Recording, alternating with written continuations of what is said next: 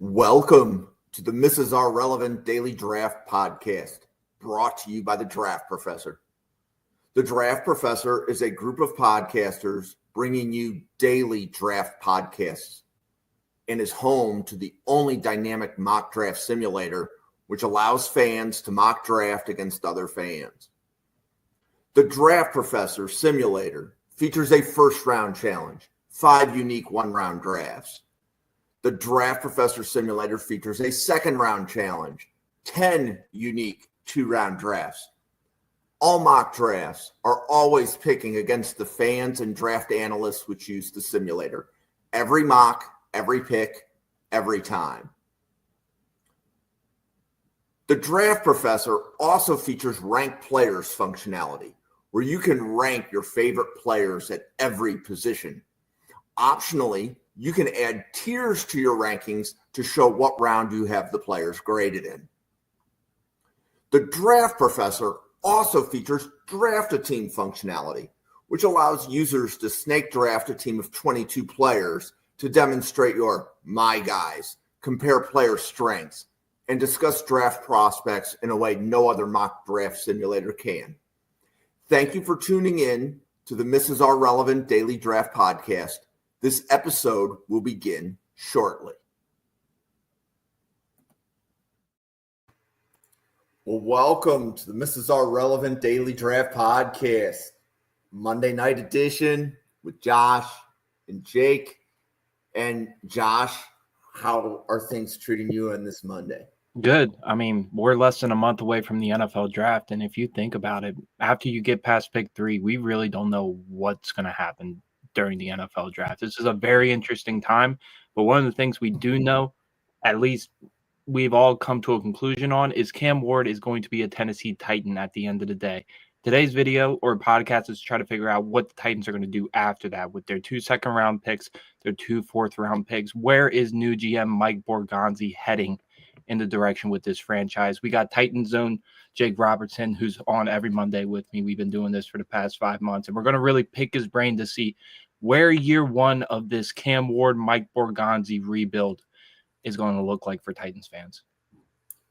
Yeah. So Jake, how are you doing?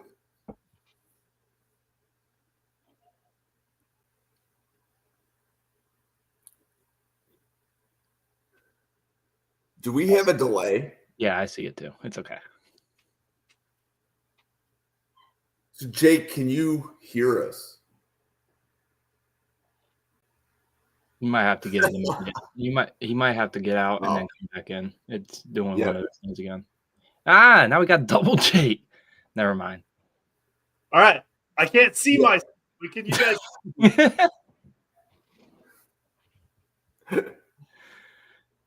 Yeah, so let's see. On the background. Are you here? I am here. Can you guys hear me? We can hear you. We can't see you. It's like you're in the dark or something. Hey, the Titans have been in the dark for a year now, so that might be appropriate. I missed everything that Josh just said, but I know what it kind of boils down to. The 101's been declared since February at this point in time. We know it's Cam Ward. It's been Cam Ward. So we're really just talking about the flaming thumbtacks today and how we can make them better. And I think they've got a lot of draft capital this year. They might not have a 3rd-round pick, but they got that 35, high second. And then you hop in, you got 2 4s, you got 2 5ths, you got 2 6ths. And they've done a lot already this offseason under Mike Borgonzi. Obviously, Rand Carthon is out of the building. And then they have Chad Brinker. So you have these guys from Green Bay and Kansas City, these draft retain. Oh, there I am. I see myself now. This draft retain and develop mentality with those organizations. And we've kind of retold this offensive line. The tackle position has been disastrous for this last couple of seasons. They signed the high-ticket item in Dan Moore Jr.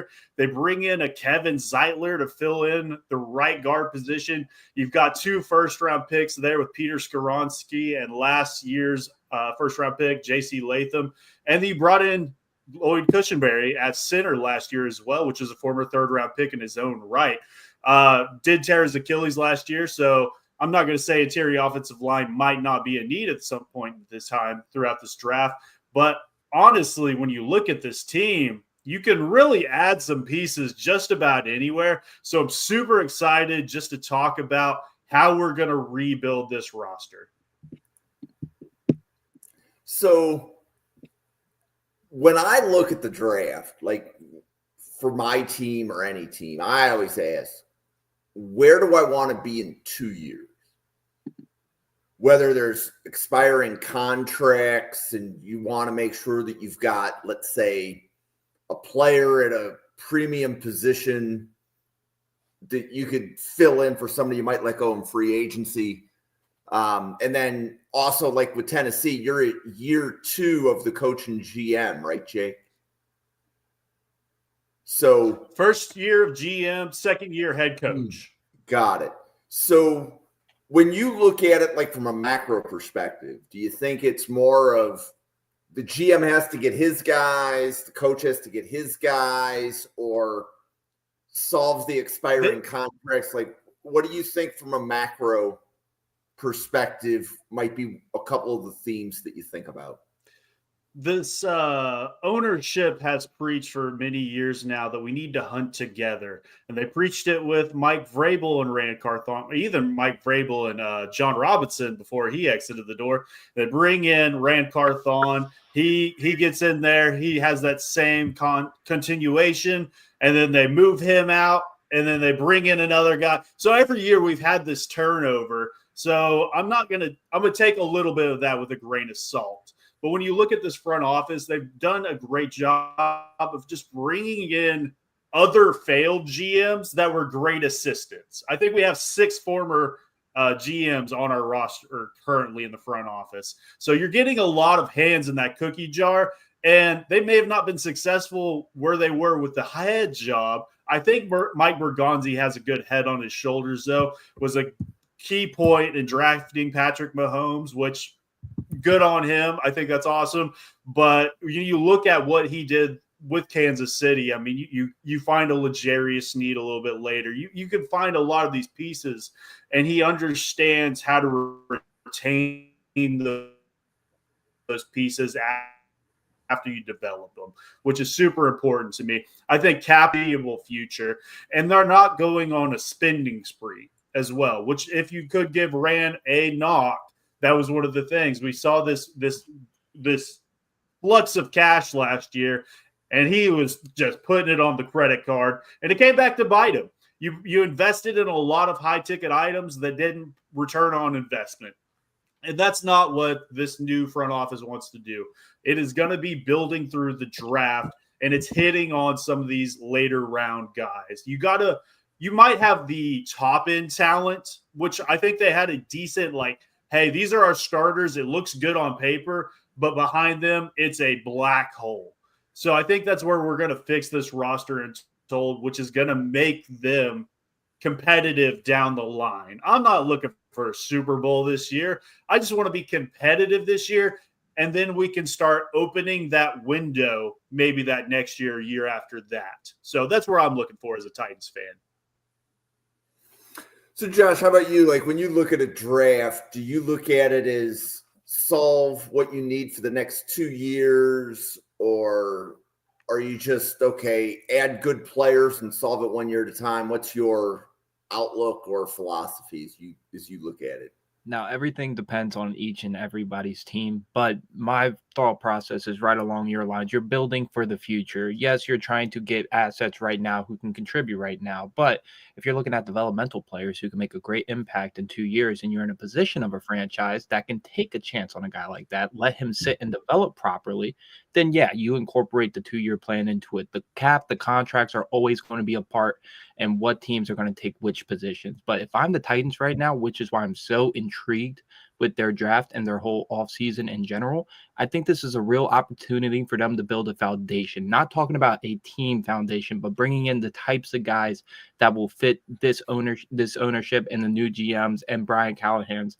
alike thinking, and getting a floor to build off of for the next couple years. I think if the Titans, after they draft Cam Ward, really hit on their second round pick, and most importantly, their 2 fourths, that gives them the freedom to take whoever they feel like in the 5th, 6th, and 7th round of day 3, as well as give them a little bit more flexibility for the years on end. If they improve upon their record, they can kind of take a chance and go, hey, we just need this position. We are going to go exclusively this guy, and start building around the foundation they built this year.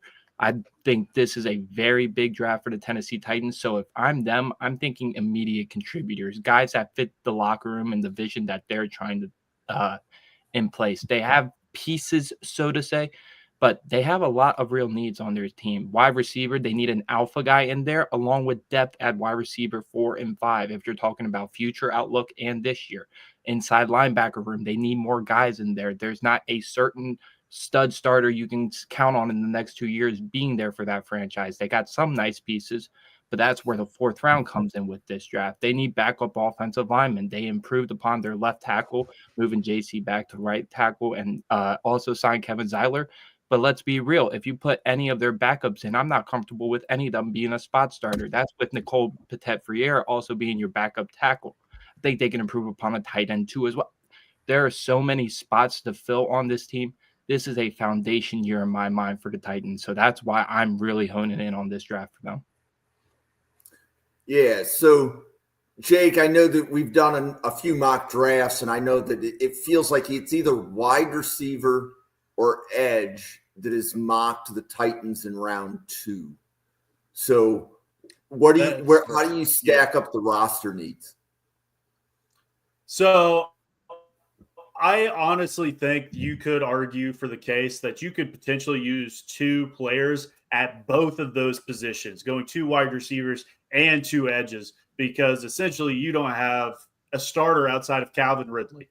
I'm going to be looking down the barrel of seeing Arden Key as a starter at edge for the 3rd year this year, which is not great. So not great, Cotton. So there's a lot of guys that you can really debate between, and you're really just hoping somebody falls to 35 for you.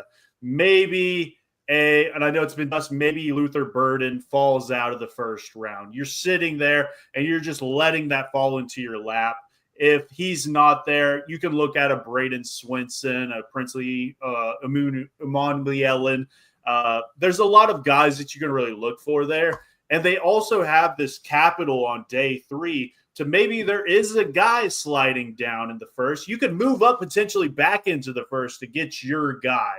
So it's going to be very interesting what they do there. But I would 100% agree. It has to be edge or wide receiver in the 2nd round for the Titans. And then as you, I guess, get deeper into the draft, right? And some of the strengths of the draft to me would be linebacker, running back, tight end.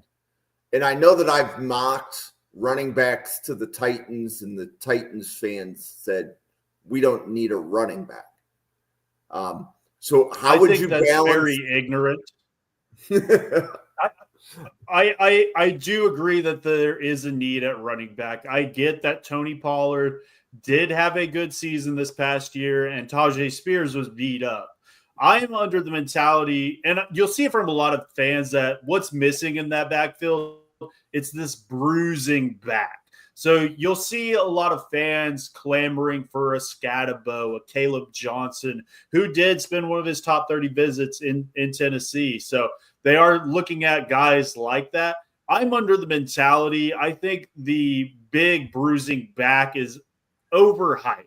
Just get good guys that run the ball very well. I don't think you have to have that goal line pusher. And I think you can look at a team like San Francisco that has implemented that to the T. All of their running backs look the exact same. It's very fast guys that can catch the ball out of the backfield. And that's kind of what Tennessee has going on right now. So I think they should continue that. But I'm not going to scoff at, like Bill puts in the comments, Taj Brooks in Tennessee would feed families, in his opinion. I like Taj Brooks a lot, and I'm not going to hate on that pick. And I think that's where you're kind of looking at. If I'm a fan and I'm saying, hey, they don't need a running back, maybe they're just going, maybe we don't need a running back in the 4th round. But when you're looking at the 5th or the 6th, You're just trying to get good players. And that's where me and Josh have talked about it for months at this point. There's lots of talent in the running back and the inside linebacker position, which could definitely build for the future as well. These Tony Pollards of the world aren't meant to last into – he's in his second contract now. They're not going to look at a third contract. They're going to have to move on at that point. And I don't know if I want Tajay Spears to be my future right now. So I'm not looking for this year. I'm looking for down the line like we discussed. So I would argue that running back is a decent need on this team. So if we look back the last 2 years, we look at the Texans 2 years ago, we look at the Commanders last year. They were each picking in the top 10, and they made the play. Now, nobody has picked first overall and made the playoffs. But if there's a team that can do it, they're in the AFC South. Exactly. It might not be the Titans, but anybody in the AFC South, if you're beating a team to get into the playoffs, it's our division. They are, I mean, we're softer than baby shit right now. So, I mean, it is what it is. And the Texans, they've done a good job to dig themselves out of this pit to an extent. And Indy still had their record, I think, was better than what they actually were. Anthony Richardson, Joe Flacco didn't put a lot out there, but they were still kind of getting some wins, and a lot of those wins came against the AFC South. And Trevor Lawrence, we've seen in spurts of what you thought you were getting coming out of the draft, and I know he's just signed this mega deal as well, but can he get back to relevance as well? I mean, there was a couple years ago, we were talking about him as potentially a top 5 quarterback. Those whispers have gone long away. So it's anybody's race at this point in time. So if you're going to go from worst to first, this is the division I would want to be in for that. Luckily for us. Yeah. So Josh, if you could wave a magic GM wand and the Titans make the playoffs in 2025, what do you think they do between now and the start of camp that enable that? I think they hit on the trenches, really, when you talk about the 4th round and 5th round of this draft. That's really going to make the difference. In the NFL, injuries are just, they're alive. It is what it is. Not your whole team's not going to be healthy throughout this entire season. I want depth across the board for this Tennessee Titans team, offense and defense. And if they can hit on that, they improve their chances of being in the thick of it when we get to week 15, week 16, week 17. I think they can hit on the skill positions all they want, but if you are rolling out there with 2 backup interior offensive linemen and let's say Trevondre Sweat goes down or Sebastian Joseph Day goes down, you don't have much depth in that interior defensive line room. Or who's the linebacker? It's not Jack Sanborn. They just signed. Let me look at the Cody Barton. Cody Barton. If Cody Barton goes down, your inside linebacker room is Cedric Gray and Otis Reese. Now, I love Cedric Gray to death, but if he's your middle linebacker one, we need to have a discussion. Like, at their 2nd round pick, they're either going to get a really cool wide receiver to fall to them. They're going to take them right there on the spot. They're going to get their choice at which edge rusher they want in that room, because if that's where they're going to go in all likelihood. Or they pull a Kansas City Chiefs maneuver and take a guy like Josh Connerly, who they have had interest in him on a top 30 visit as well. They're enamored with the big tradesy offensive linemen in this class, such as Cam Williams, Charles Grant. Both have had visits in formal meetings with the team. They're going in that direction in the 2nd round. But if they can improve their inside linebacker room, their backup offensive linemen, and I would even argue their defensive backs, getting a CB 4 or 5 in the 5th or 6th round, getting a backup safety maybe. When you were talking about the running back discussion, listing off all the needs for the Tennessee Titans, and RB3 was the absolute last need I had for that team. Yes, Tony Pollard and Tajay Spears don't theoretically fit that 2-year mold you're talking about, Jim, and a lot of people think of. But if they hit on the middle rounds this year for this draft, they're going to be in a position to take a guy like Jeremiah Love next year, or one of those top running backs, and really just be able to refine the spots on their team, what I was talking about, filling in the holes, and start building the Mike Gorgonzi Kansas City Chiefs process. This floor is everything this year for the Tennessee Titans when you talk about the middle rounds. And if they do that, it's going to be a real tough time for a team like Indianapolis or Jacksonville to really compete with these guys. That's, of course, counting if Cam Ward hits in the draft, which we all do believe he will show improvements and progress in year one. Well, hitting on the quarterback is a really good way to rebuild your team fast. Of course. So, Jake, like if you had a good quarterback last year, how high would your ceiling have been? Do you think the Titans would have made the playoffs if they had a top 16 quarterback? I don't think they would have made the playoffs. And that's not Will Levis. He didn't play great. I get it. He wasn't good. But we also had a terrorist playing right tackle for the entire season. But whoever you put back, you put Patrick Mahomes back there, he wouldn't have done great either. So that's where we were looking at this past season. Obviously, like we talked about, J.C. Latham's going to kick out to that side to a more natural position for him. Dan Moore is going to clean up the other side too. Played very similarly statistically to J.C. Latham last year. I'm not enamored by how much we spent on him, but I believe he brings you back to that mean for that average for offensive line play, which could allow Cam Ward to do some of the great things he did at Miami. So I'm not super worried about where they were last year coming into this year because this offensive line should be much better. I say that with the caveat that I've said that for the last 3 years now, and I've been wrong every single time.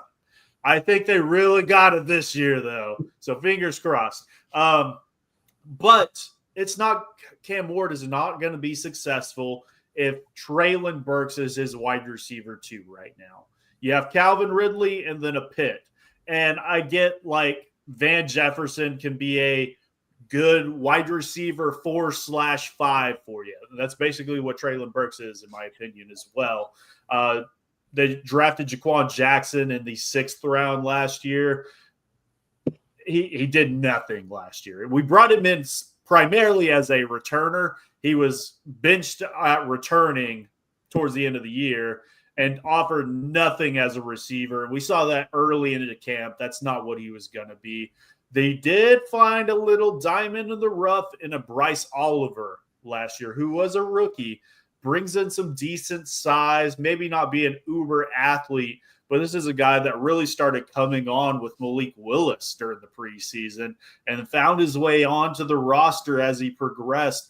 And I see a very similar type of player to a Nick Westbrook-Akine, who is no longer with the team, but I see a very similar mold in that. So maybe that's another guy that can sit on this back end, but you got to find somebody that can be fed targets. So that's what I'm looking at the second round. Or I know we talked about maybe they go edge in the second round. So we're looking at that 4th round range. Some guys I really like personally is a Torrey Horton or a Pat Bryant.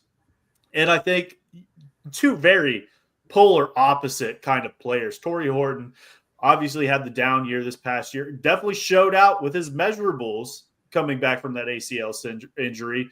But super crisp route runner. Maybe not be a hyper athlete by any means, but I like what he does after the catch as well. And then Pat Bryant, just a go up and get it. Some of the best statistical numbers that I personally like looking at as I'm scouting players, he was standing out in many metrics. And I get at the Senior Bowl, he didn't light the world on fire by any means. But I think he does fit what Brian Callahan wants to do in this scheme and is in a similar mold to like what a T. Higgins was doing for him in Cincinnati. So I think you could bring in a guy like one of those and he could kind of plug in and find that realm for you.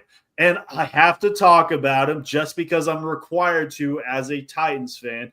The Titans Twitter nation is going crazy over Kyle Williams right now. Maybe not be my cup of tea, but he does offer that speed and ability and that right. I think he's a liability in the run game. And I think when you look at what he did at the Senior Bowl, I think that's why he did a lot of it. It's not blocking on every play. But at the same time, I see a Andy Isabella type for me personally, a Sky Moore, if you will, which is why I'm a little bit lower on him personally. Josh, are there any wide receivers that stick out to you on day 3 that you think would be good fits for the Titans. No, I'm glad you went straight into that. That was going to be my question for you, because I think if you take the edge at the second round pick, there's going to be a lot of receivers at your choice, whether you want the first pick on day 3 or your second, fourth round pick. Even if you want to take one of those in the 4th round and then double dip in the 5th or 6th round, there's going to be wide receivers that fall to you just because of the sheer amount once you get past wide receiver 10, in my opinion. You hit it with Pat Bryant. I really love that fit. When I was doing a little mock draft before I got into this, I was looking at all the 30 visits to combine. Mike Borgonzi has been really interested in that Texas offense. With his top 30 visits, he had a 30 visit with Isaiah Bond. If you look at the combine, he met with Cam Williams, Quinn Ewers, Jadon Blue, Matthew Golden as well. So I could see an Isaiah Bond at a 401 being his cup of tea. Even if that doesn't fit the offense right away, I think he's thinking his Kansas City Chiefs day, speed, and more speed. Find a way to get the ball in their hands and let them improve upon themselves. And if Isaiah Bond can improve on his contested catch ability, his concentration through the catch point, working those short routes with Cam Ward, a friendly quarterback who likes to get his balls to the receivers in space, I think that would do a lot for Isaiah Bond's development as well. Don't get this twisted. This is a guy we were talking about, maybe a top 32 pick at the peak October when his stock was at the highest. So I'd be really interested at that with pick 401. My personal favorites, though, Torrey Horton, you mentioned, Kyle Williams. I really like Nick Nash if you decide to take a shot on him, or the 4th or 5th round. Get that Z type of receiver so you don't have to put, X type of receiver, so you don't have to put all the pressure on Treylon Burks. Treylon Burks at this point is house money. He is theoretically your wide receiver too, but he has done nothing to show he is that. You also got Van Jefferson as well, but he hasn't produced on a consistent basis in years now. Nick Nash would be really interesting for me. Des Johnson, of course, if you want to get a true slot receiver and let Calvin Ridley work as a Z. I also like a guy like Ricky White. You guys staying home, taking a chance on Dante Thornton just because of that Tennessee connection that he's been looking. Borgonzi's been looking at a lot of Tennessee players, whether it's through UDFA, Elijah Simmons, that type of route. He could take a shot on him. Isaac Tesla fits that mold as well. So it'll be really interesting to see where they take their wide receivers on day 3. I'm at the opinion you take either a Nick Scorton, a Braden Swinson, Donovan Ezeraku, somebody to get just somebody in that edge rusher room. But when you get to that 401 and say a guy like he had a shit combine and a shit testing period, but if Xavier Restrepo staring at you with the pick 101 pick, it's going to be really hard for Mike Borgonzi to go, yeah, I'm going to pass on Cam Ward's best friend when he's staring at me. I don't know if he's going to be there in 17 more picks. So Isaiah Bond, Xavier Restrepo, but I'm really interested in Nick Nash for this offense if they go with him like late 4th, early 5th. And Nick Nash is the guy I haven't seen talked about a lot in the Titans realm, and I don't know why that is. Obviously, he's still learning the position, former quarterback, still learning the craft, and still put godly numbers up this past year at West Virginia. But yes, I think that's great. And then touching on Bill in the comments, Andrew Armstrong, I think is a great mold for that as well. And I think that's same realm for me as an Isaac Tesla, because that's the guy that people have been talking about a lot. And the running joke in the Titans realm is the Titans will never draft Isaac Tesla. They would never want to do that. It's not going to happen, and we're just crossing our fingers and wait until day 3 when we get this big body receiver that can go up and make a play for us. And then Dante Thornton, obviously, in that same realm as well. Not as bulky as those two other guys, but damn burns in a straight line. And if you want the guy that's running a 9 or an over route every single play and taking the top off, he's the guy for that. That Tennessee Vols offense doesn't do a whole lot for developing NFL talent at the wide receiver position, just based on their scheme. It's very successful at the collegiate level. And, I mean, we got a former OU quarterback as their head coach, and he's doing a damn good job over there. I don't like the Vols, but regardless, I like what he's doing over there. And he shows at least enough physical talent that you hope to get him in the building and you can teach him how to run a route. And then you're off and sailing, because there's not a lot of people out there on this planet that have that speed and size ratio of a Dante Thornton. So I do like that as well. Amar in the comments, welcome in. He's a regular for our normal Thursday morning show, the Morning Glory Show, which we haven't talked about today, so I will shout out that.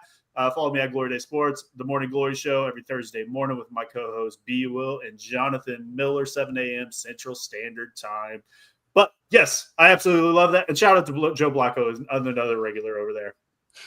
Cool. Yeah, so we are the draft professors. So, Jake, I appreciate you streaming this to your channel too, because we get to meet and find new people. A couple questions on the day 3 wide receivers. Where are you guys on the Maryland wide receivers, Prather and Felton? For me, you want to start out, Josh? Yeah, for me, Felton is a top 100 guy. When I did a PFF mock draft, which I haven't done in a while for this Tennessee Titans podcast, he was falling to the 5th round, 6th round. He was 140th on their board. I think at the Senior Bowl. PFF doesn't like him. Yeah, I don't know why. His Senior Bowl showing his tape, even though he's limited with his size being a little bit weaker at the wide receiver position, playing mostly on the boundary, so explosive, good release off the line of scrimmage, a guy that I think should get taken no later than the 100th pick in the draft. But if he falls to that 4th round, and the Titans have both 2 4th round picks, that could be an interesting option for them as well. Caden Prather. This is actually a good question because this came up in a Bills chat when we were plotting Epic Mock 25 as to would Ty Felton be able to play X? What do you think, Josh? I say yes. Now, is he going to get jammed at the line of scrimmage? Yes, absolutely. His frame doesn't allow it. But when he does have good releases off the line, he can beat people once they get on their trail hip. And he's really good at the stem of his route, manipulating things city out, manipulating post routes, really getting CBs uncomfortable. Yes, he's going to get jammed. Yes, he's not going to be the best run blocker in the world. But for those 3rd and 10 situations, those 1st and 10 play action situations, I really do like him as an X receiver, just not full time taking all the snaps at the X. Got it. I have unfortunate news for you guys. I am not the highest on either of these players. I have 7th round grades on both of them, coming in at wide receiver 30 for Felton and 33 for Prather. I don't believe they could play X at the next level. I see Felton primarily as a slot. I think he's slightly undersized. And when we looked at the tape months ago for this channel, I'm assuming I was a different day because I don't think it was me and Josh talking wide receivers, but I just came away not overly impressed by either of them. I think they could stick on the bottom of a roster, and I'd be perfectly fine with that. But like we talked about earlier in the show, I don't know if they fit what the Titans are primarily looking for and offering you somebody that could stick on the outside or be able. I just didn't see the talent for me personally. There's a lot of other guys I'd prefer. No, and it's interesting because I think Ty Felton, like the amount of variance on him is actually polarizing because, like Josh, to your point, I know when I saw NFL Stock Exchange and have looked at the PFF board, they barely grade him as a 5th round guy. Right. Yet at the draft professors, he was one of the first wide receivers Bill and Randall covered in October. And they were saying in October, top 100. And like he's a player that I just, whenever somebody's showing a receiver board, I'm checking. Like I was watching a lot of Maryland games, like during the season. Like he became like just a my guy, right? He was a favorite. I just love watching him. And you have to be careful with that as well because we can have our my guys, but if you check out their full player profile, they're not really holding up to what we have them in our heads to be. For me, last year, Muhammad Kamara, Colorado State, I was the highest guy in the world on him, 2nd round grade. And we see there's examples of that every year. But for me, I like production matched with traits. And Ty Felton had a damn good productive year. And yeah, he's limited. I don't like his yard after catch ability for a guy being as quick as he is and being a guy that can make people miss an open field. I his production to me was really impressive. Strong hands at the catch point. You had to take that into consideration. It's just the type of flavors each people are looking at. There's going to be some guys that love Isaiah Bond and some people that don't want to touch him. It's going to be the same with every position that you scout in the NFL. What you are looking for, though, the most, especially in the Titans scenario, is where you can get a group of those 6 former GMs and Mike Borgonzi and all the scouts in the room. And even if they have different opinions, they can all agree they can see playing time immediately for this person on their roster or a way for them to get significant snaps. And I think that's where the Titans are heading in the draft. Instead of taking variance players, if they take a variance player, it's going to be a developmental offensive tackle. Everywhere else, in my opinion, I think they're looking for guys to contribute the snaps right away. And I don't know if Ty Felton fits that mold for them. We're going to go over to Joe. He's got a question. Who do we see being a better choice at wide receiver on day 3? We did talk about, and he mentions Horton. We did talk about a lot of these guys a little bit earlier in the show. One guy we haven't talked about that I do find myself being quite a bit higher on than a lot over consensus, and that's Keandre Lambert-Smith out of Auburn. Good size, 6'1", 190-ish. I didn't see what his relative athletic score was. I saw a guy that may not have great change of direction ability, but he's in the mold of wide receivers that I love. I don't want you too tall. 6'1" is kind of like, that's that dream spot for me. And I want you about 200 pounds. So he's a little bit lighter in the pants. But what he does at the top of the stem, I think, is pretty elite. He shows strength there, which I think will allow him to find targets and see significant snaps on a team like this. Good soft hands too. So this is a guy that I got to later in this cycle and really just watched him these last several weeks. But I remember him blowing the doors off Oklahoma on a couple routes, and I think some of them got called back. But I was like, hey, I got to remember to come back and watch this guy. And I have him I'm trying to look at my board. It's not pulling up on my phone. I have him at wide receiver 25. So he's still not super high, 5th, 6th-ish round grade, to where I see most of the time he's going as an undrafted free agent to 7th round pick. I'd be super happy with him on day 3 for sure. And that's what we were alluding to with the Titans. There's going to be so many wide receivers at their disposal when they get into the 5th and 6th round. So they can go after their guy.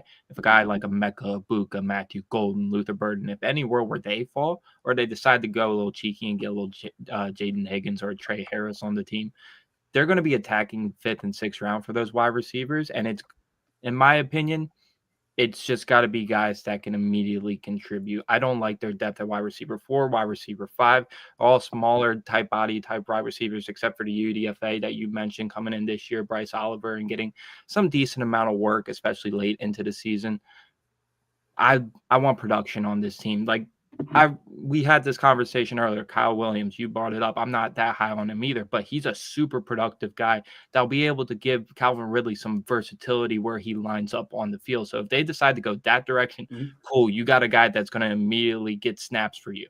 I don't want them to have any hesitation in the wide receiver they draft in the 5th or 6th round if they have questions on him and turn out into another like Colton Dowell situation or the Jackson they brought into the 6th round. I don't want that to happen for the Titans this year, especially if they don't go wide receiver at pick 35. So, Jake, it's a pretty deep tight end class. How do you stack either a tight end at the top of round 2 or addressing tight end later in the draft, right? Because I think the drop off at tight end between round 2 and round 4 is going to be among the steepest drops at any position group. Like, to me, like the wide receivers that you're getting at round 2, round 4, they're all projects of some sort.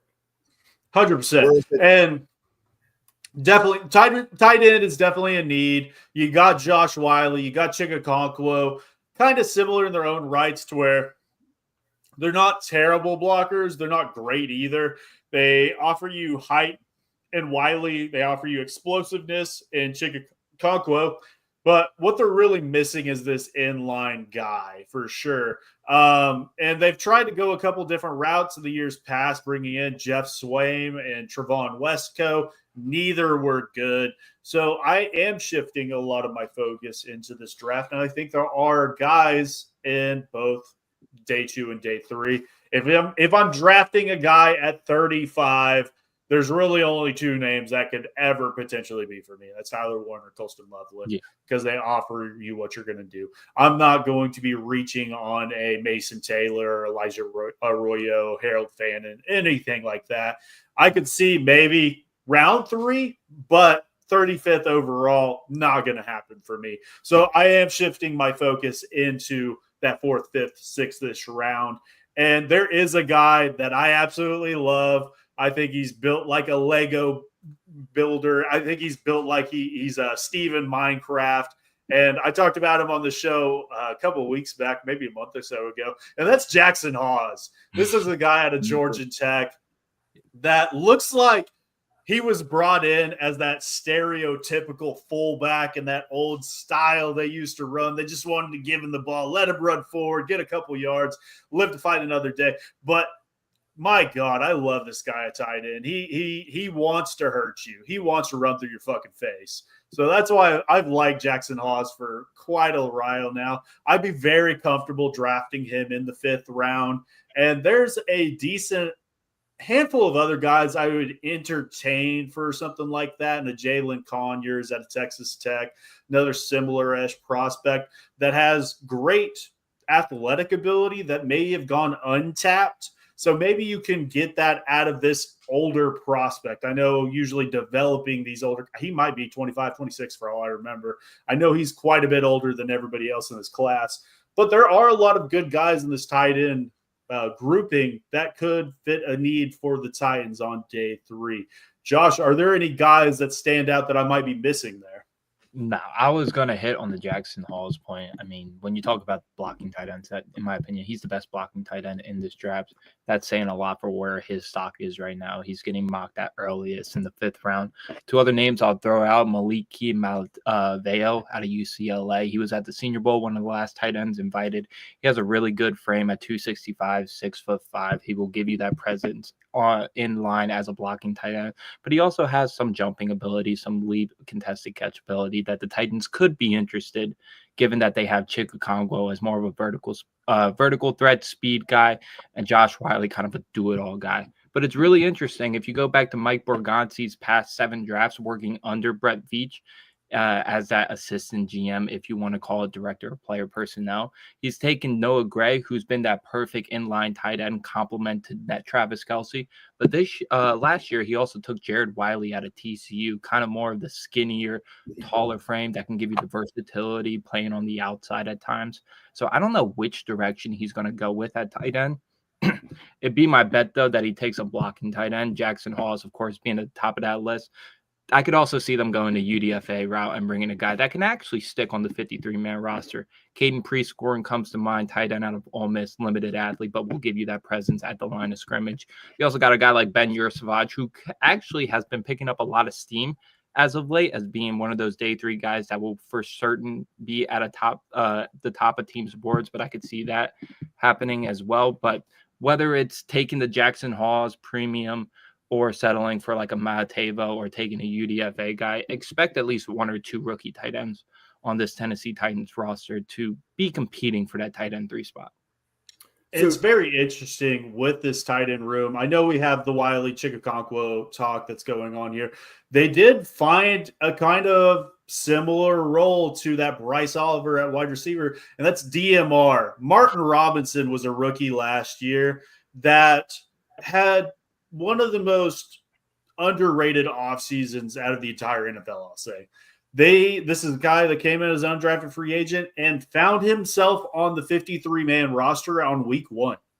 He fought his way there, and they couldn't deny him because every single week in preseason, he's showing out. Every practice, he's making a play. So you had to keep him, and those are good problems to have. And then they also have Thomas Odukoye, who is one of these international players that they keep on the practice squad every single year because you get that extra one. So they keep rolling that in, and they actually allowed him to be promoted to the active roster a little bit this last year.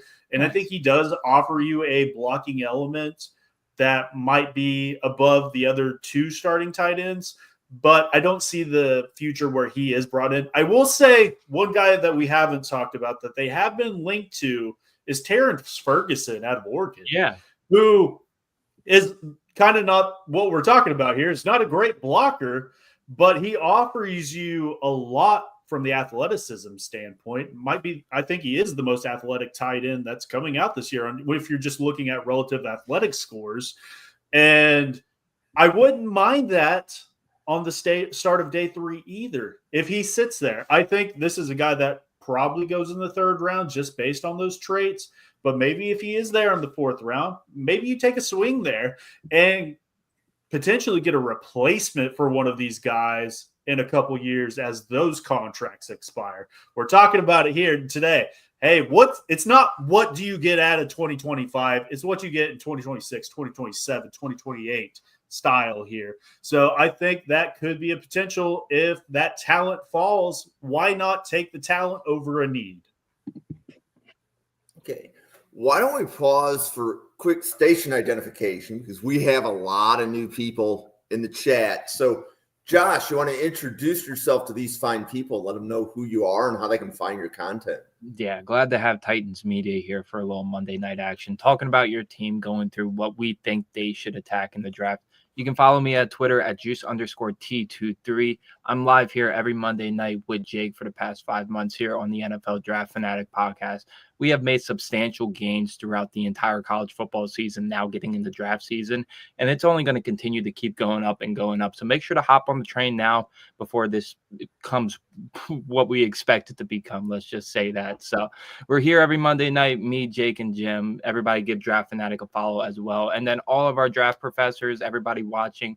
If you don't tune in to the Morning Glory Thursday podcast with Jake every morning, do yourselves a favor, pop in there, show some love to the stream, show some love to the podcast. And yeah, we're just talking all ball here. And once this draft season gets over with, we're going straight into 2026. We got a lot to talk about, especially when we get to that QB position. Oh, yep.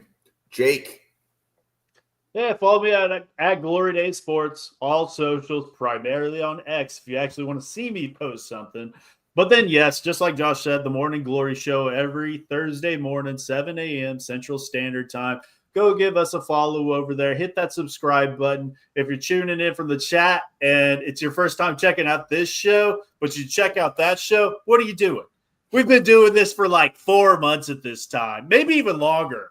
We've covered 45 running backs, 45 inside linebackers, and that's just on Mondays. Jim's out here doing the God's work every single day. He's covered probably 400 or 500 prospects at this point in time. So don't only check out Monday, but check out Tuesday, Wednesday, Thursday, Friday, Saturday, and then restart on Sunday.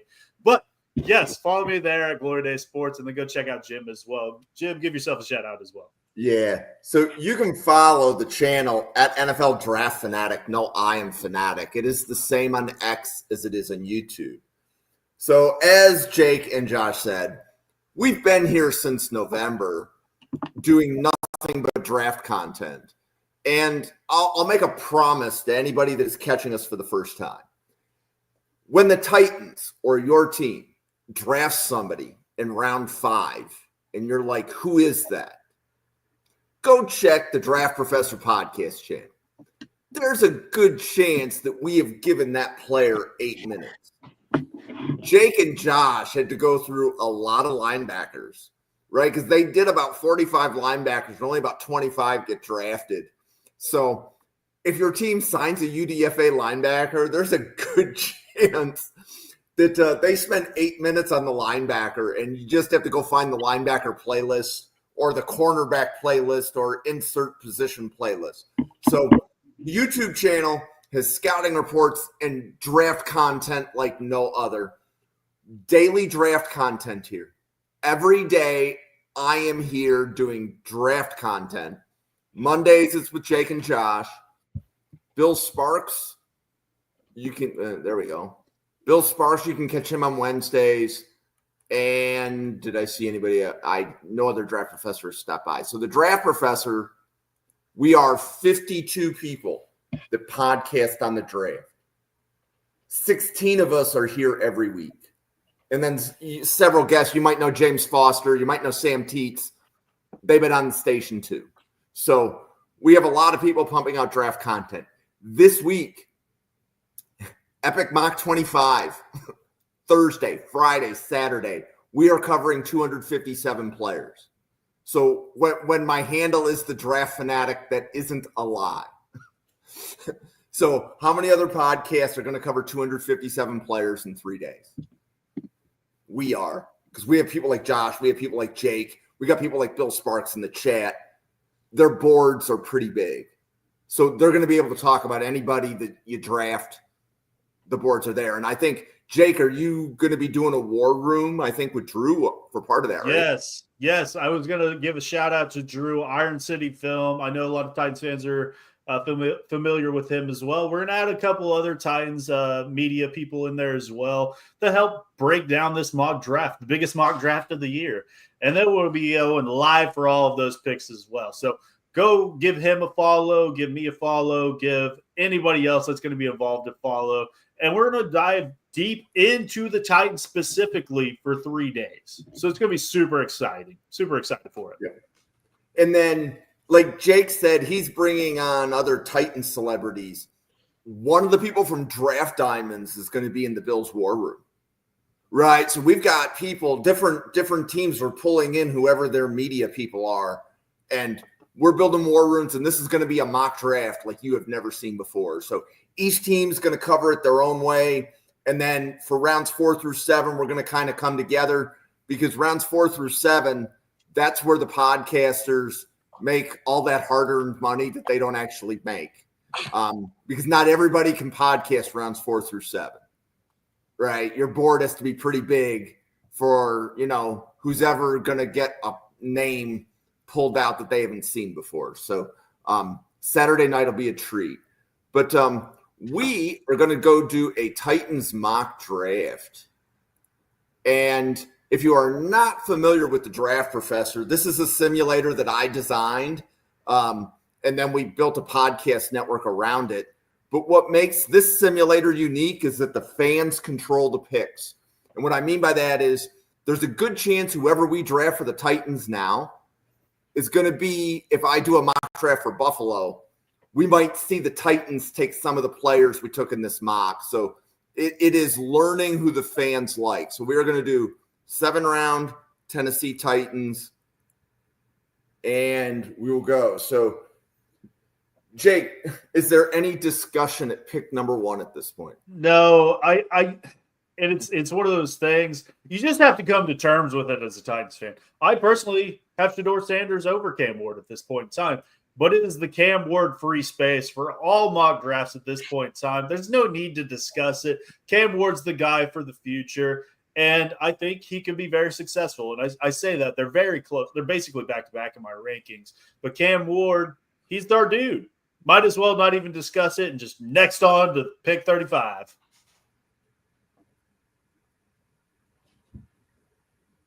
Oh, we got sniped for Jackson Dart. Dang it. He's gone. Okay, yeah. So let's take a look, and I'm just going to quickly scroll up. So Alfred Collins, Tyleek Williams, Baron Amos, Scourton's gone. Michael Williams. I'm looking to see which edges went. Jalen Walker, Harmon. Okay. Green's off the board. Okay. Stewart's off the board. Abdul Carter. Okay. You've got a lot of edges left. And this one would be pretty easy for me. Go ahead and throw up the wide receivers as well so we can look at those. So I don't know who you have on your board ranked higher between Swinson and Azaraku, but I think Azaraku is an amazing pick for the Titans here. He might not hold up in the run game like a Swinson does, but he offers more as a pass rusher. So that's where my pick would personally go. And then right behind that, if I'm going wide receiver, I'm going Trey Harris. Yeah. Trey Harris is my fucking guy. Sometimes I drink a bottle of wine and I go, he's better than Tetero McMillan. he's better than Matthew Golden. And then the next day I go, yeah, maybe I was wrong. But then I don't change it. I leave Trey Harris where he was. And when you look just what he did last year, going through those injuries, still having 1,000 yards, this is a guy, if he played all of his games, he would have been right behind Harold Fannin in yards per game or yards for the season. He would have had just over 1,500 yards. So I love Trey Harris. I get he's not everybody's cup of tea. And that Ole Miss, we talked about the Volunteers offense earlier. Ole Miss is even worse, in my opinion, and what they do for developing talent.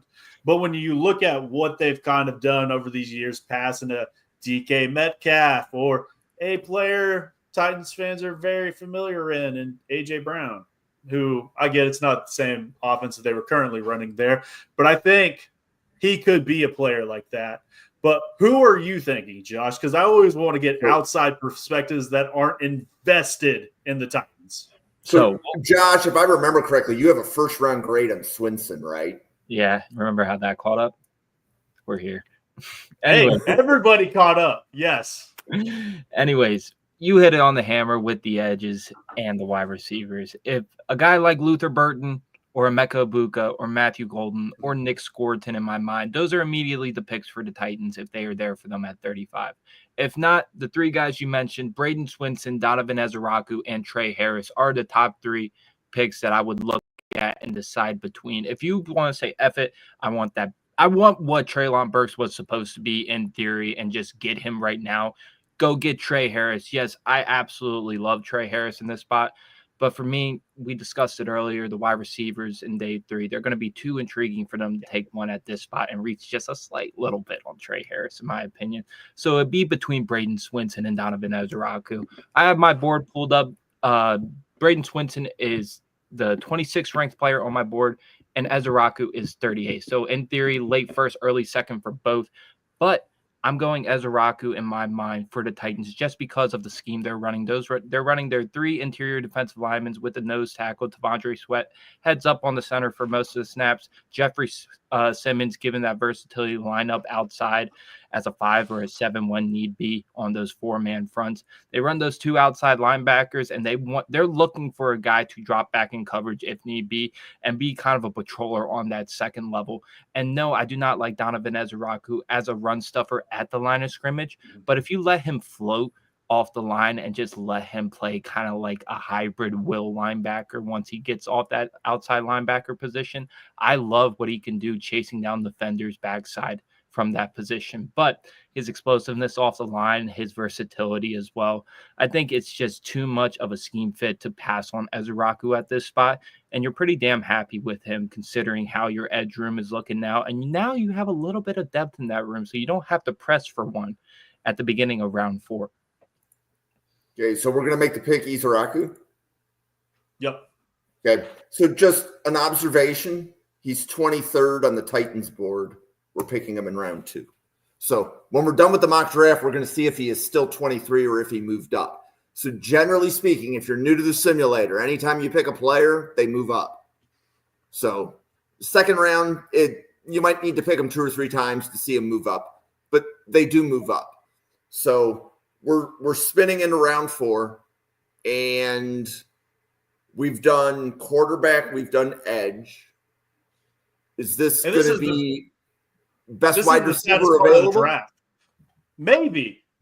I think the Titans do want to find a way to get back in the top 100, and I could definitely see that. But yes, wide receiver definitely probably the biggest need as of now. So let's go ahead and check out those guys, see what we got going on there.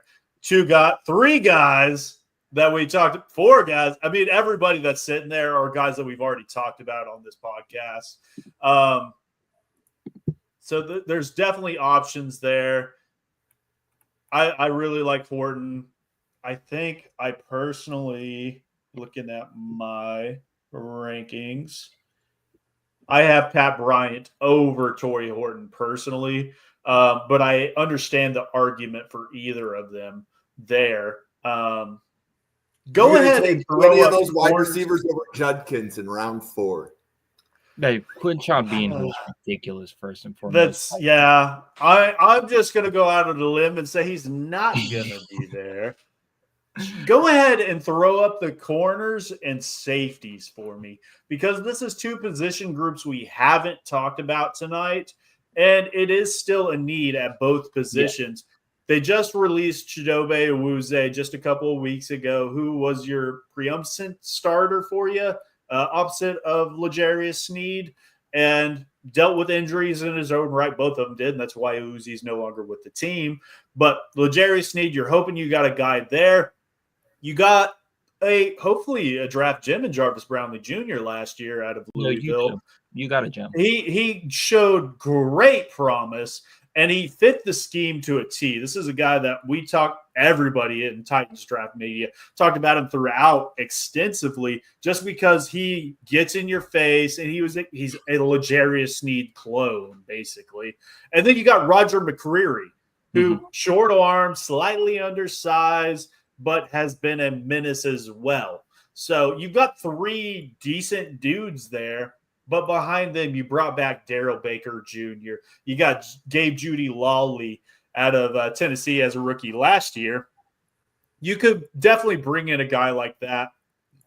Looking at these, I haven't been paying attention. I love R.J. Mickens and I love Billy Bowman Jr. So those are two guys that I would entertain, but I'm probably kicking that can down the road and trying to get one of those guys in round 5 or round 6, maybe. Anthony Belton, I think, would be the highest player on my big board.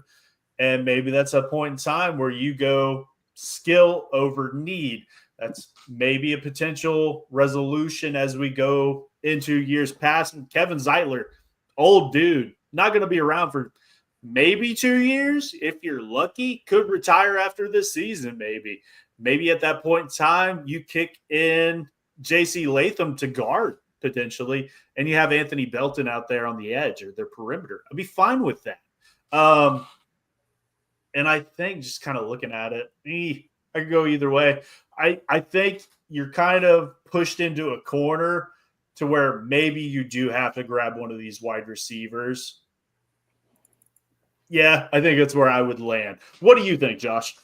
I would give a little bit of pushback on the Anthony Belton offensive line play, just because I think there's guys like Luke Canandra you can take as a guard position to fill as a backup in the 5th round. Like Connor Colby, even getting one of those centers in the 5th round to give that versatility to play all 3 spots on the interior. If you want to take an offensive tackle, you can take a guy like Carson Vincent, Logan Brown, Jalen Travis, one of those big body types that are going to be adequate if you spot start them, but they're not going to be a liability if you put them on the field. My head's where you are right now, wide receiver, maybe double dip at edge, inside linebacker. But my thought process is I don't want to force a wide receiver at this 103. Me and you both have Pat Bryant probably being the best wide receiver, or Torrey Horton on the board.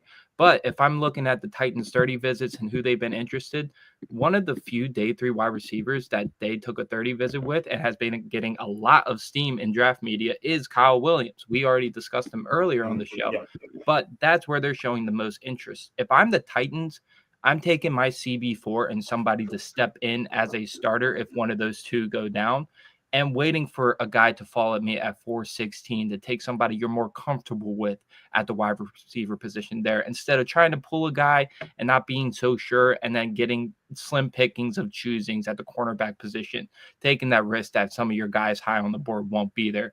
Jacob Parrish is probably the highest guy on my board. I don't know if you want to draft specifically a nickel defender, though. I don't think he can survive on the outside, in my opinion. No. Kobe Bryant can give you that versatility as well. It just all depends who's on the board for you and who you value the highest. To me, I'm going to take a look at one of those tall, long, rangy guys like a Bilal Cohn out of Western Michigan, just because you don't necessarily need somebody to start right away or even give you minutes at that CB4 position.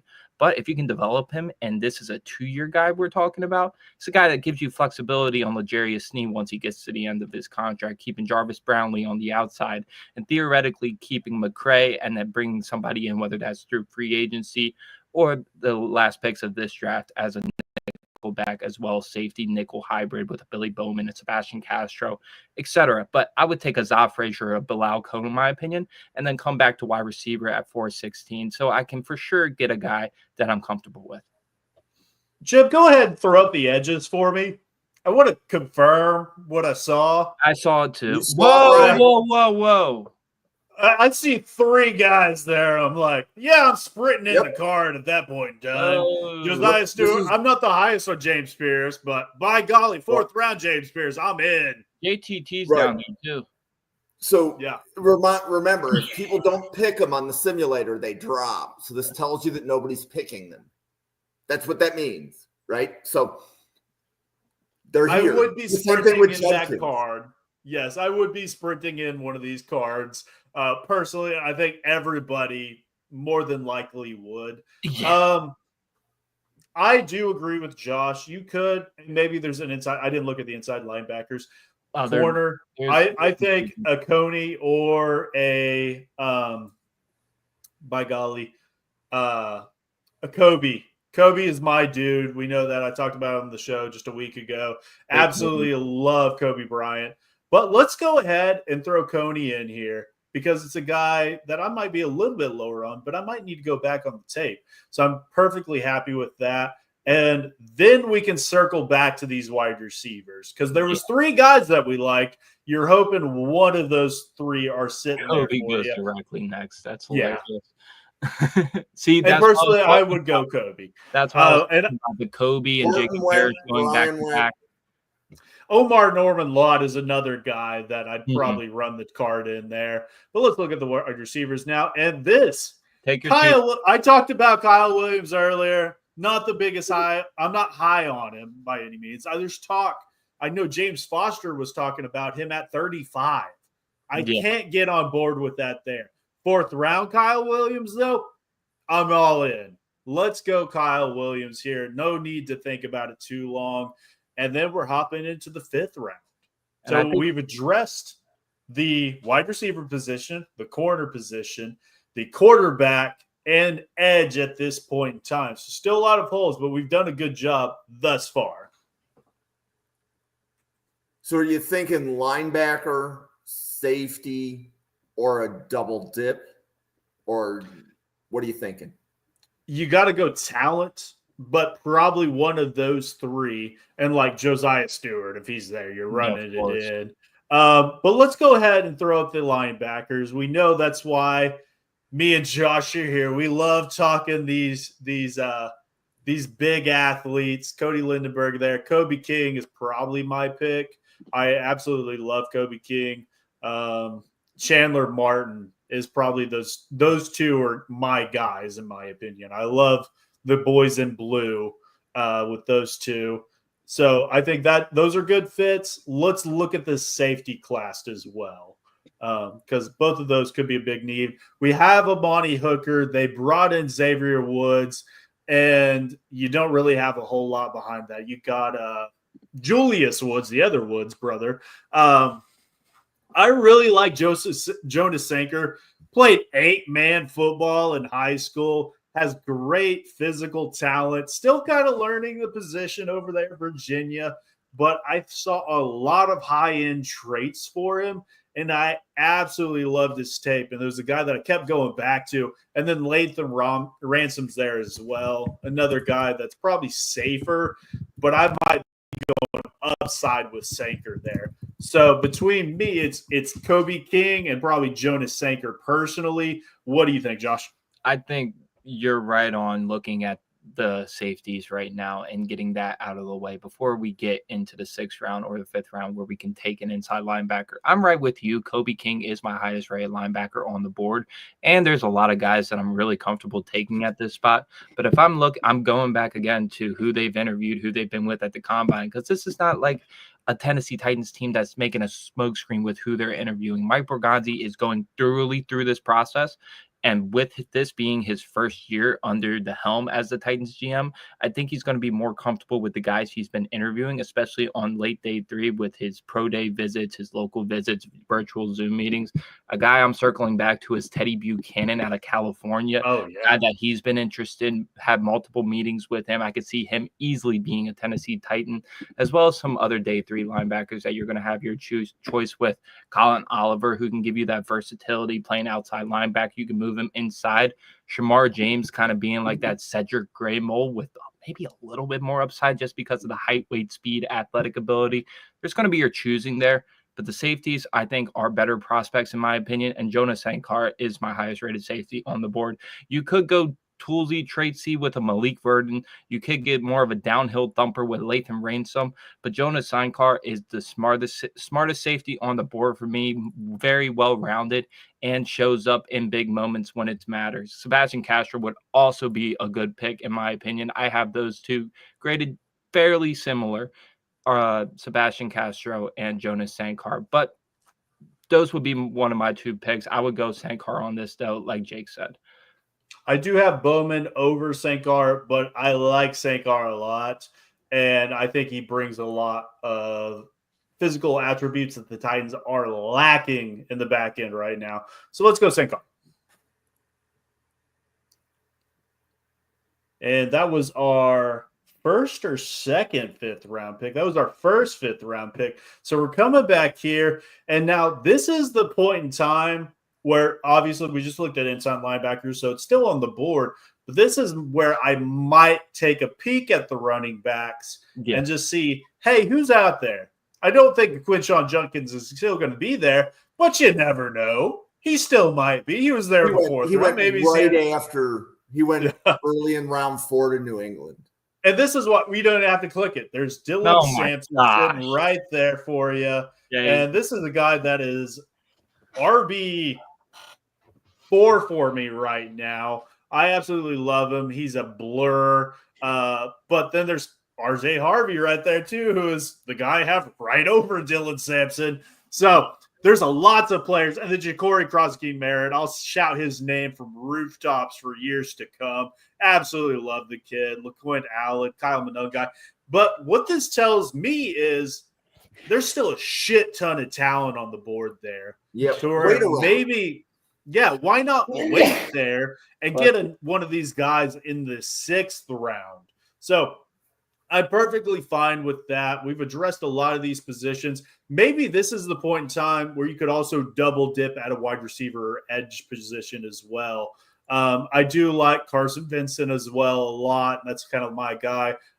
So let's pull up some wide receivers again, and then let's look at edge as well. So Isaac Tesla. Oh my God. But the Titans will never draft Isaac Tesla. So we're not even going to entertain it. It's not going to happen. There are some guys here that I like, but nobody I love. Let's take a peek over there at the edge position as well.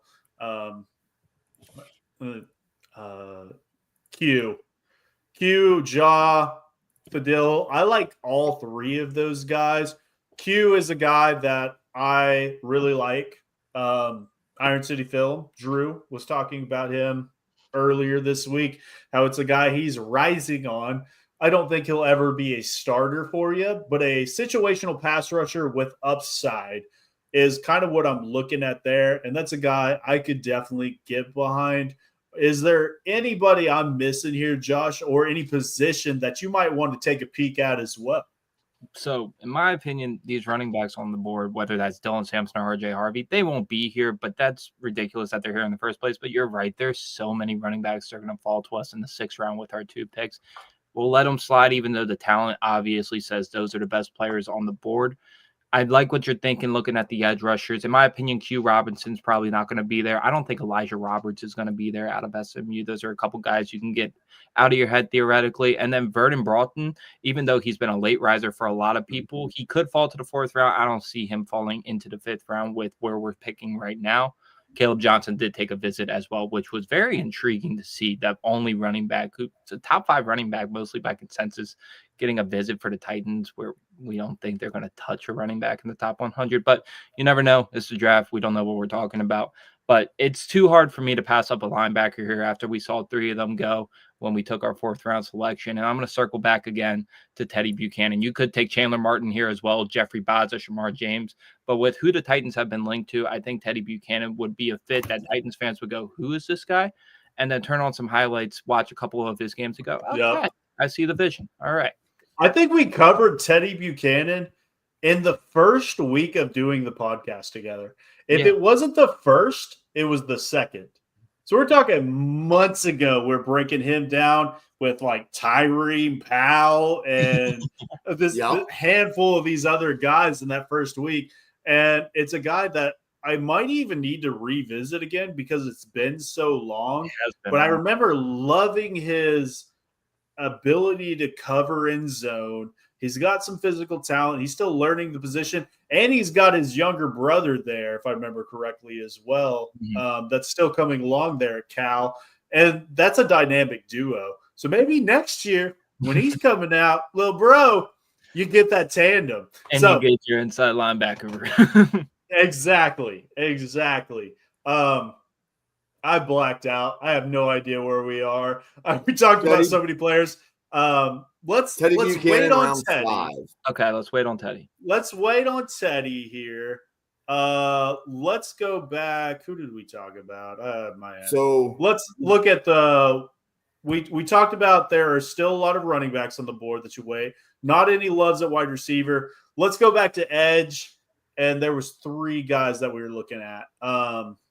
Q. Let's go Q here. Let's go Q Robinson. Love that pick.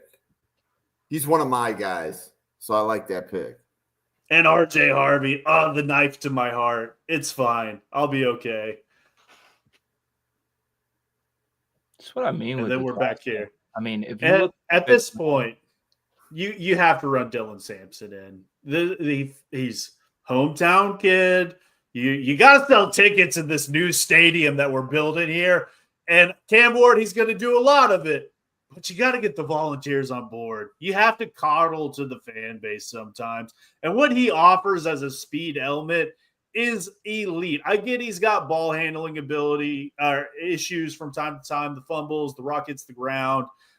Needs to still kind of develop as a pass protector on third downs. And his receiving, I mean, you could throw him a screen, he could take it 90 yards, and that's fine. But he's not offering you much from a route running perspective.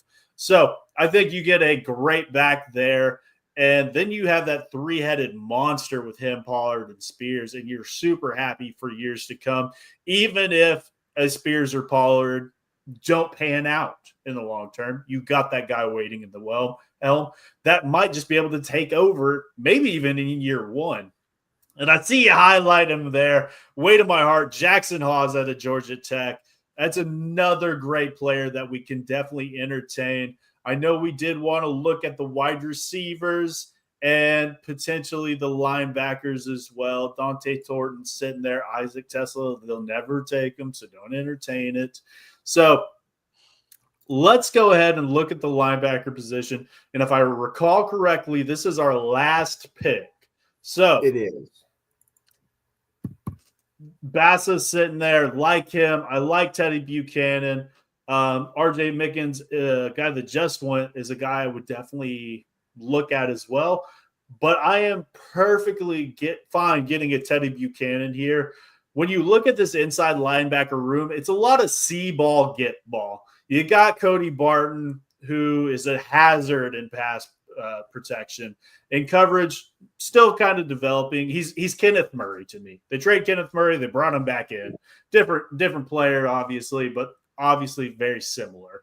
Then you got Cedric Gray. Still got to add play strength. We didn't see it last year. Dealt with the shoulder injury. Hopefully you can develop him. James Williams, former safety. You would think he could help in pass coverage. We didn't see it last year. And he's still kind of developing into an actual inside linebacker after converting at the Senior Bowl just last year. And they brought in Curtis Jacobs, who was a rookie last year out of Penn State, who was a player I did like a decent amount, who got cut. They signed him in, but you're still lacking what Buchanan brings to the roster. And if anything, you're getting a ace on special teams. Another thing a lot of these guys don't do very well outside of James Williams. James Williams is a menace on special teams, and I don't care if it's covering punts or blocking. But I'm super happy with what we've got here. And then Isaac Tesla to Green Bay, just like we all predicted. It's fine. But, yes, I'm super happy with what we put together here, and I think it's building blocks for the future. Will it be what the Titans do? I don't know. Probably not. I can tell you it's not going to be exactly what we did. And if it is, me and Josh are going to Vegas tomorrow, and we're going to be millionaires. But let's go ahead and break this down. Cam Ward in the first round, Donovan Ezaraku, the edge rusher, the pass rush specialist out of Boston College. They bring in Bilal Conan out of Western Michigan. Can kind of shore up that cornerback room. They're kind of missing that last piece. Titans media darling, Kyle Williams, that speed element and great route running ability. Jonas Sanker, hopefully a Amani Hooker replacement in years to come. And I think he's got the talent to do that. Q Robinson may not ever be the starter for you, but he can come in and situational for you and has the ability to still develop and maybe become a starter in a year or two. And the Dylan Sampson, still in the draft right there. And then Teddy Buchanan to wrap it out. My wife's maiden name Buchanan, so he's got to be good. But what do you guys think about this draft, and how did we do overall? So ultimately, if you take a running back and a linebacker every draft, you're following my checklist to team building. So between there's 2 players for the trenches, plus a running back, plus a linebacker, plus a defensive back. If you do that every year, your roster will be loaded with players on their first contract. And that's how Howie Roseman does it. Mm-hmm. So I'll say the one thing we didn't address was the offensive line at any point in time, which I just didn't see the talent that overwhelmed us what was on the board. It's something I'm still definitely on board if they were to do that. And I think they will draft at least one offensive lineman this year, just based on where we are. But for where the board fell today, didn't see the need for it. Stevie asked in the comments, is Kyle Williams him? He is not, but he could be. Mm-hmm. And I think this year's wide receiver class, I think there was a really good analogy that you're getting your wide receiver 2 and wide receiver 3 this year. Mm-hmm. Doesn't matter what round you're in. If you draft Tet McMillan, he's probably one of the 32 best wide receivers in the NFL. Right? When he comes in, he's a top 32 wide receiver, but he's probably not going to be an all-pro. Right? When you're bringing them in, you're essentially drafting somebody to say, I'm okay having a T. Higgins, but I might need somebody on the other side of McMillan to make my offense functional. And you could say the same thing about Kyle Williams. He may not be your 120 target a year guy, but even if that's only 80 or 85 targets, that's still a very functional member of the offense.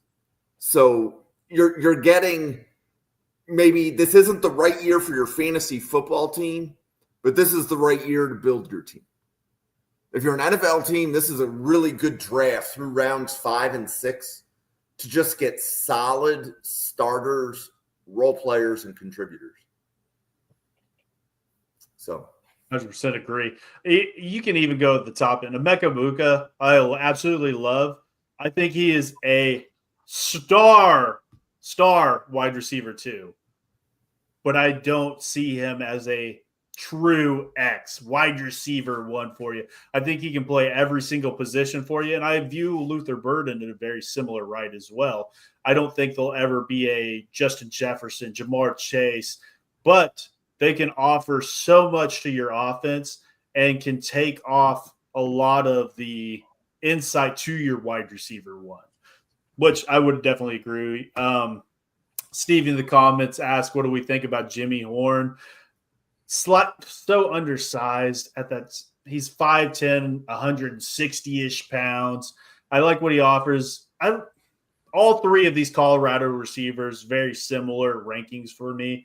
And I think where most people see him as a 7th round to undrafted free agent. I think my favorite out of the 3, just trying to find him, is Will Shepherd. Will Shepherd is my wide receiver 37 currently. What about you, Josh? Is there, out of those 3 guys, is there one that stands out for you? Or are they just a mixed bag? It's whatever bag you decide you want with your team. I mean, I'm right with you. They're both 7th round to undrafted free agents on my board. For me, it'd be a little bit more LeJohntay Webster. That'd be my first pick out of the three of them, just because I think he's probably like a mix of all three of like both Jimmy Horn with the speed, athletic ability, elusiveness, and then he's got a little bit of concentration through the catch point as well. He's not the jump ball threat of Will Shippard, and he's not the speed demon of Jimmy Horn, but he's a little bit of a mix of kind of like meeting in the middle of both for being his size, his stature. He is a good wide receiver in his own right. I love Jimmy Horn, though, as a returner in my mind. I could see this is not Dante Hall, but I see like little flashes of Dante Hall with him as a returner and then him earning his snaps as a slot wide receiver. I think he's got a long ways to go when it comes to the mental nuance of the wide receiver position, but I want the ball in that guy's hands returning punts, and let's see what can happen with that. Will Shippard is going to be your typical third and long, get the ball in the air to this guy as an X receiver running a streak or a bang eight. Whatever you need out of him to be a deep threat for you with that lack of speed, his jump ball ability is really impressive. But 7th round undrafted free agents. But if you're trying to bet on who's going to have the best career, in my mind, it's probably LeJohntay Webster if he's able to stick with a team and start getting snaps year 1, year 2, and start building off of his career a little bit. So Stevie's got this comment here about one draft at a time. So Stevie, is this a bad time to tell you that we've already recorded 4 podcasts on the 2026 draft already? Like we could already tell you 125 players to watch. We've already podcasted that. And you will be seeing daily draft content on this channel literally starting the Monday after the NFL draft. We're not going to stop. We're just going to flip the calendar. It becomes 2026, and we're going to start telling you who to watch. And then, you come back in the fall, and you might see a college football preview show, which talks about the draftable players in those games. So we're not going to stop. It's just that's like what we do. It's what we love. So you guys ready to close this thing down? Let's shut it down. Fantastic. So daily draft content on the station. Thank you for stopping by. For Jake, for Josh, for myself, for the 52 podcasters at the Draft Professor. Thank you for watching, and we'll see you on a podcast again tomorrow. Thanks, everybody.